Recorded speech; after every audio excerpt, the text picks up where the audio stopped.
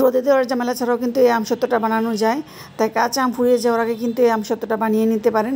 ছোট বাচ্চারা কিন্তু এই আমসত্ত্ব খেতে খুবই পছন্দ করে। আর বিভিন্ন কোম্পানির কেমিক্যাল যুক্ত আমসত্ত্ব খাওয়ানোর চেয়ে ঘরে বানিয়ে কিন্তু এই আমসত্ত্বটা খাওয়াতে পারেন। ফার্স্টে কাঁচা আমগুলোকে আমি ছিলে, তারপর দেখুন ছোটো ছোটো পিসেস করে কেটে নিয়েছি, লবণ পানি দিয়ে ভিজিয়ে রেখেছিলাম যাতে টক ভাবটা একটু কমে যায়। তারপরে দেখুন খুব ভালো করে 3-4 বার করে ধুয়ে আমটাকে এটা কড়াইয়ের মধ্যে দিয়েছি আর 2 কাপ পানি দিয়েছি। এই পানি দিয়ে কিন্তু আমি ফার্স্টে আমটাকে সিদ্ধ করে নিব। একটা ঢাকনা দিয়ে ঢেকে দিব।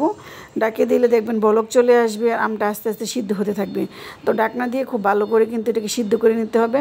তারপরে যখন সিদ্ধ হয়ে যাবে একটা চামচের সাহায্যে একটু নেড়ে দিলেই দেখবেন আমটা একদম গলে গলে যাচ্ছে। কোনো প্রকার বড় দানা কিন্তু আমের মধ্যে থাকবে না, একদম কিন্তু গলে যাবে। এখন এই কাজটা অবশ্যই করতে হবে, একটা চালনি নিতে হবে আর গরম থাকা অবস্থায় কিন্তু চেলে নিতে হবে। ঠান্ডা হয়ে গেলে কিন্তু এটা চালতে একটু কষ্ট হবে, তাই গরম থাকা অবস্থায় কিন্তু এরকমভাবে চেলে নেবেন। চেলে নিলে যেটা হবে কোনো প্রকার বড় দানা বা লামস থাকবে না, খাওয়ার সময় এটা খুব ভালো লাগবে। বিভিন্ন কোম্পানির যে ম্যাঙ্গো বারটা আছে ওইটার মতোই হবে জাস্ট। আর উপরে দেখুন বিভিন্ন একটু আঁশ বের হয়েছে, এই আঁশটা আমি ফেলে দিব। তো এবার আমি কিছু উপকরণ দিয়ে দিব। তো চিনি আমি দিয়েছি এখানে 1 কাপ, পরে আমার আরও কিছুটা লেগেছিল 1 কাপ, 1.5 কাপ না, 1.5 কাপের চেয়ে কম পরিমাণে চিনি লেগেছিল। যদি যেরকম খেতে চান মিষ্টি সেরকমের দিবেন। তারপরে দিয়ে দিচ্ছি লবণ, লবণও বসিয়ে দিতে হবে। আর এই বিট নুনটা দিবেন, বিট নুন দিলে কিন্তু এই আমসত্ত্বের টেস্টটা অনেক ভালো আসবে। তো জালের জন্য আমি দিচ্ছি হলো এখানে 1 চামচ লাল মরিচ, আর রঙের জন্য দিয়েছি অল্প একটুখানি হলুদ। তো আপনারা জাল যদি না দিতে চান নাও দিতে পারেন। তো আমি অল্প একটুখানি জাল দিয়েছি, একটু টক মিষ্টি জাল ফ্লেভার হলে ভালো লাগে। এই তো বলেছিলাম। পরে আর একটু চিনি দিয়েছি এখানে 1/2 কাপ না 1/2 কাপের এরকম। এখন আমি নেড়ে চেড়ে একদম গাঢ় গাঢ় করে নিব। যখন এরকম বড় বড় ফুটা বের হবে তখন বুঝবেন যে আমসত্ত্বটার মধ্যে কোনো পানি নেই, আমসত্ত্বটা একদম রেডি হয়ে গেছে। এখন একটা স্টিলের প্লেটের মধ্যে একটু সরিষার তেল ব্রাশ করে নেবেন।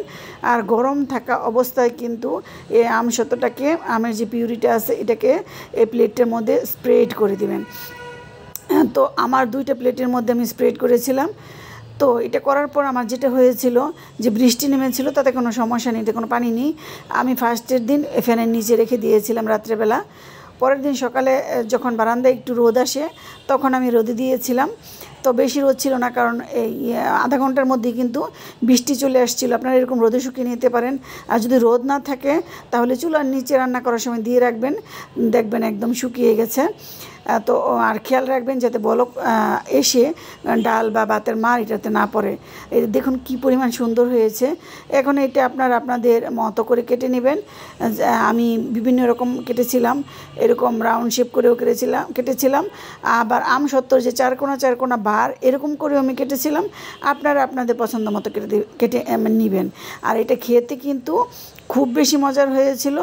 তো আশা করছি আমার এই আমসত্ত্বের ভিডিওটা আপনাদের কাছে ভালো লেগেছে। আজকে এখানে বিদায় নিচ্ছি। আল্লাহ হাফেজ।